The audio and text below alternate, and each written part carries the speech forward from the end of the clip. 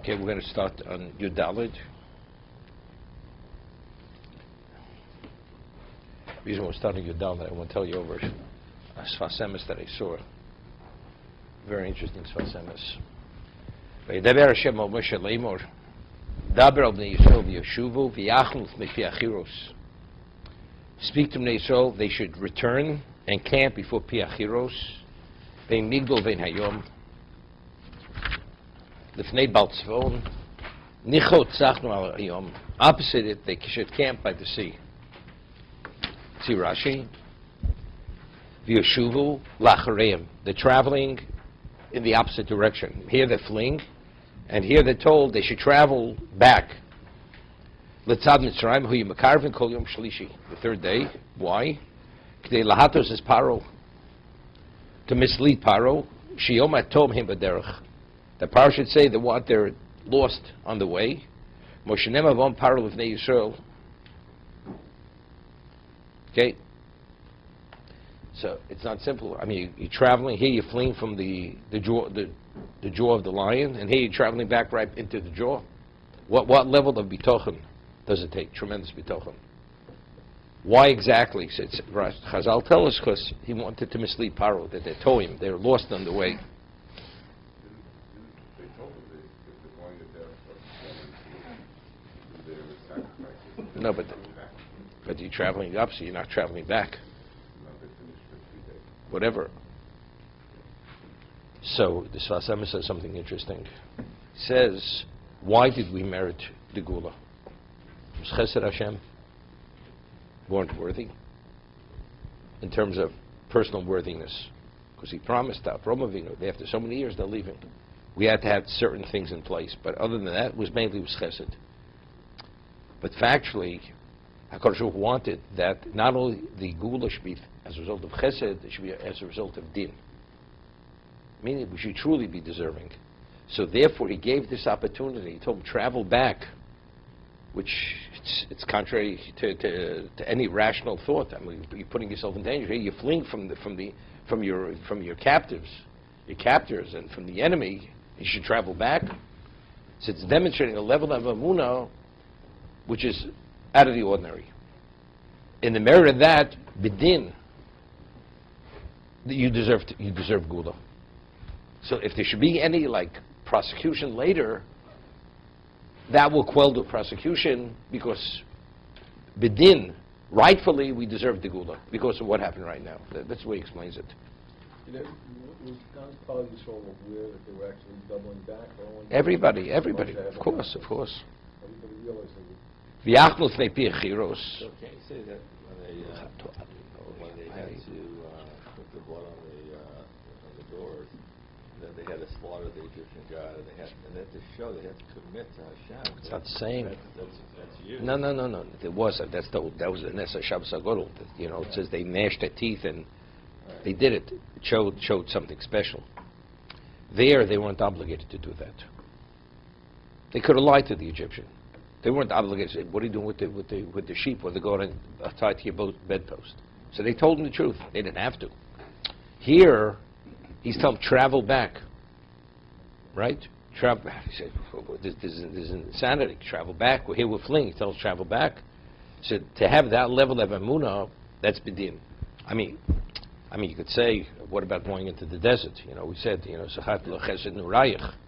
Hashem tells that's bidin also, but could be it's a different aspect of this. This is going back to your captors, to your masters. There it's going into a desert. You're fleeing from your masters. V'yachlef de Pi Achiros hu Pisom. Who's Pi Achiros? Pisom. Right, it says they built Pisom and Ramses, right, during the years of bondage. V'achshav nikra Pi Achiros. Why is it called Pi Achiros? Al Shem shnasu b'nei Chorin. Name Shnei Sloim Gvorim Skuf V'Agaish name Kori Pi Sloim. So here there's a Tzisich HaChomim. Lefi Shabosa Mokum Hoyavod Zoro Looking Tzadik Shlo Yemeniach Livroch Hafi Levet. It was known that a slave could not flee from Egypt. There was an Avodah Zarah which generated a certain force. That force was an invisible force. You couldn't break through that force. It was generated by this Avodah Zarah. Ulkach nikro pisom, you this? Shun, no triken pesosum. Yeah, pesosum, a sealed mouth. An opening that's sealed. Over here, because Hashem altered the zodiac, the stars. What's pichiros?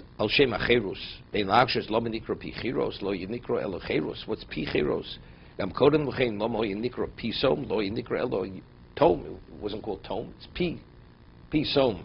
So that peh now was cherus. That's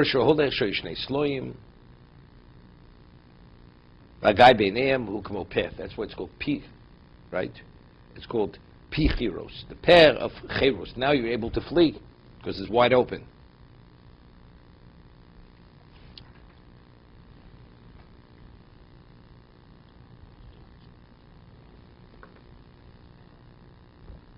And what are the miracles when Moshe fled from Mitzrayim? No.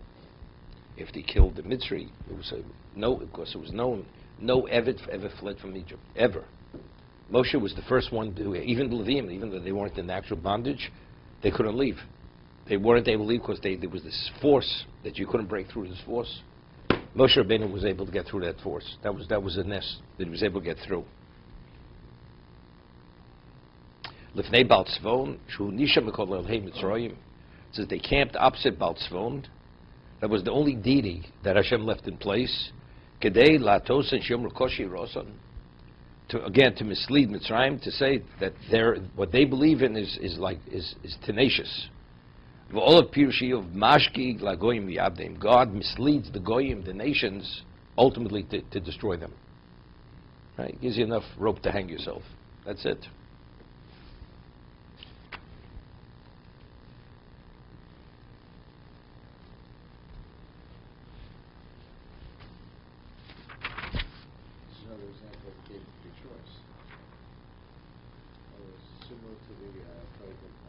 Arba. Yeah. Afterwards. In other words, he destroyed all the gods except.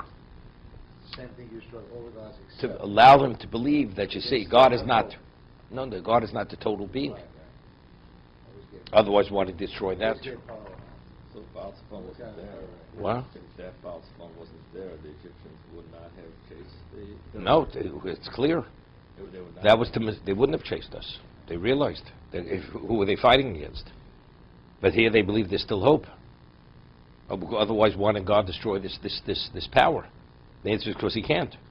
See, the whole idea was, is God a deity, Havdil, or is he the supreme power? Is he the all power? Right, the Almighty. That's the question. They believed he's a power like many other powers. He may be more powerful, but he's not the all-encompassing power. So if Baal Tzvon remains, that's clear. He's not the Almighty. There's somebody else that coexists. May not be as mighty, but something else does exist. So really, so the fact that Pharaoh chased Bnei Israel was because of this? Is that what we're saying? Meaning, if this wouldn't have been there, as irrational as you want to be, you're not going directly into the fire. You have to believe that there's an escape route that you're able to bypass the fire. If this would have been destroyed, even we say V'yaseh Hashem's like Pharaoh, it's not he became insane. An insane person jumps out of a window. He wasn't insane, he was irrational.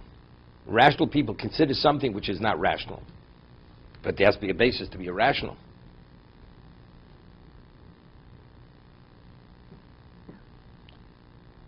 V'ama Paro livnei Yisrael nevuchim heim ba'oretz.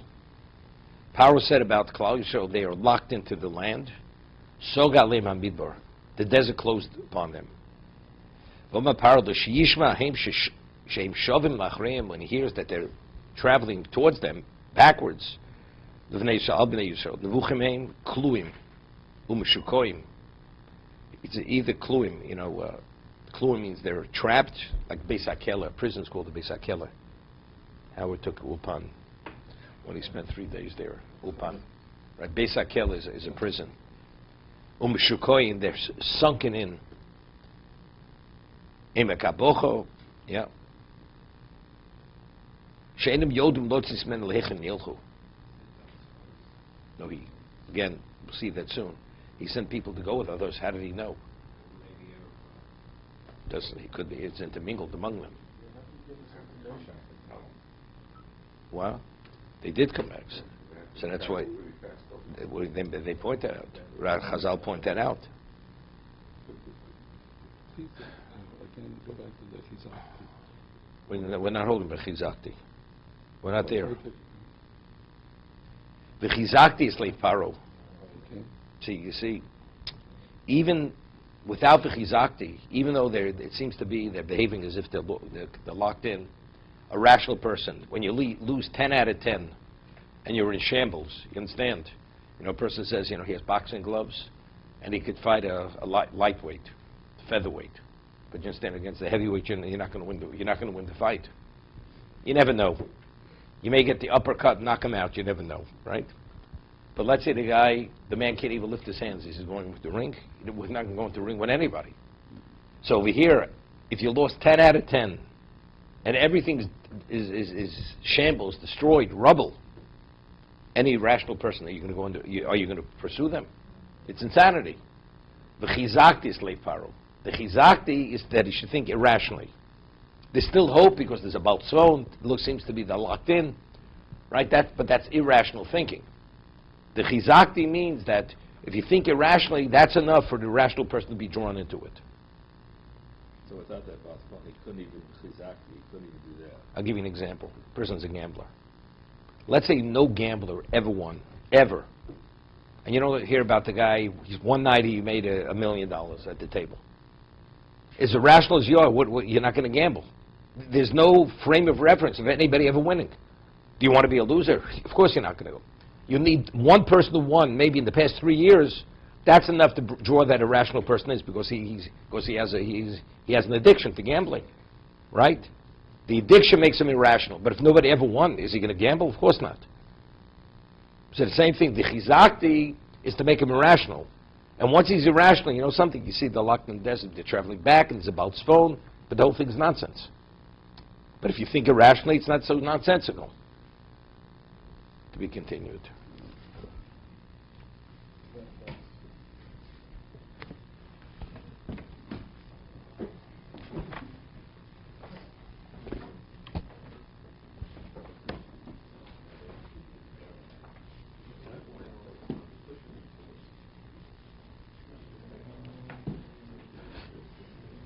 Last time we learned the Morale said something interesting.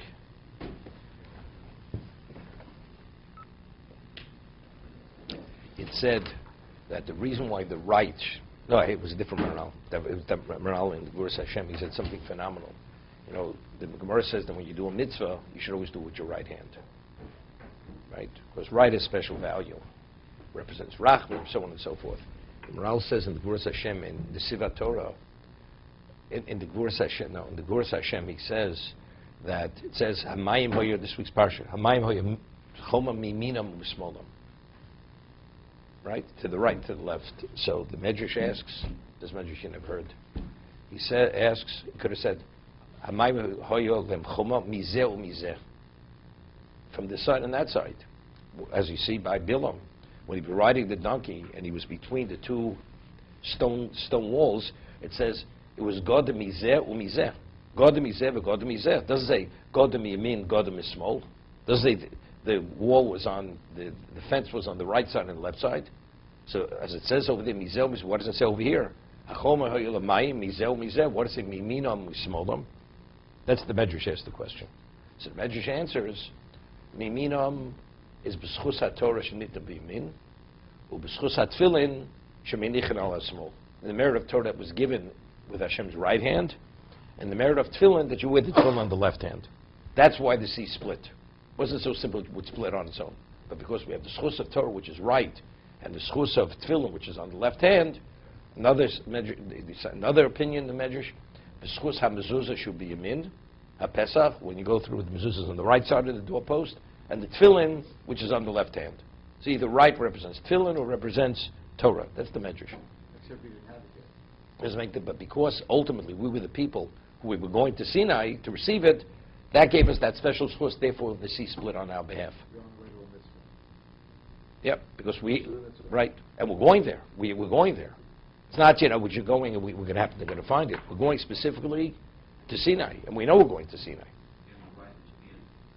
No, right is always Rachman. Right is always Rachman. So the Maral says, why is the right why does it have such a positive representation for everything? Because the Torah was given with the right. Because Torah is the ultimate. And Hashem chose to use his right, Kavayocho, for Torah, that gives right special value.